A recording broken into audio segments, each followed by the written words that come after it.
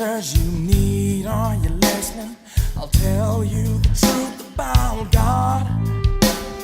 My eyes haven't seen him, these hands never touched him. I've never seen the wind, but I felt the breeze today. I don't know where it came from, and I don't know where it went, but this guy can't deny it's in the sky. I was thinking as I read these verses of a story I shared some years ago. I had the practice for some time of going down to Salt Creek Beach. And if any of you have been down there, you know that there's about 52 bazillion steps to get down to the sand. And I used to go down there, and especially in the winter because there was nobody out. And I'd go down there and it was quiet, and the ocean was beautiful as always.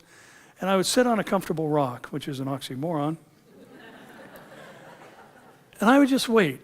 I'd read my Bible, I'd pray some, and I'd just cry out to God, speak to me. Tell me something from your word. Give me a revelation of truth that I've skipped in my studies or hadn't seen clearly. And God never failed. He always, always spoke to me without exception. Just a beautiful time of fellowship with the King. And he would, in his grace, stoop to an inferior in kindness and say something that encouraged and helped me. I went down there one particular morning and I prayed and read and prayed and read and listened and prayed and read and listened and prayed and read and listened, and nothing, not a word. Sat there and sat there and sat there and sat there and waited and waited and waited and finally gave up. Said, well, I don't know what's up, but I'm going back to the car. So I began the march. You remember those 52 billion steps? What goes down must come up. So I started my ascension back up these stairs, and you know, there's a few plateaus along the way, and you're thankful for them. But I arrived at the top step the same way I always did, kind of like this.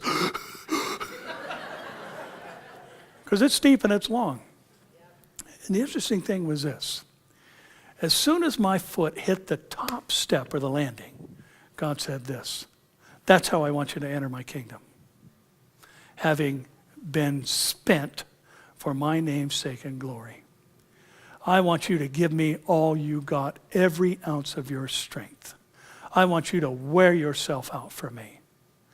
I want you, as Paul said, to spend and be spent for the sake of other people.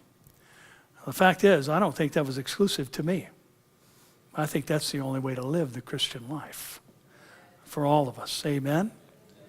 Will you be spent for God? Will you let him use you? Or as Vance Havner said, you don't need to pray for God to use you. He'll wear you out. You need to pray, God, keep me usable. Are you willing to be spent and usable for God? I hope so.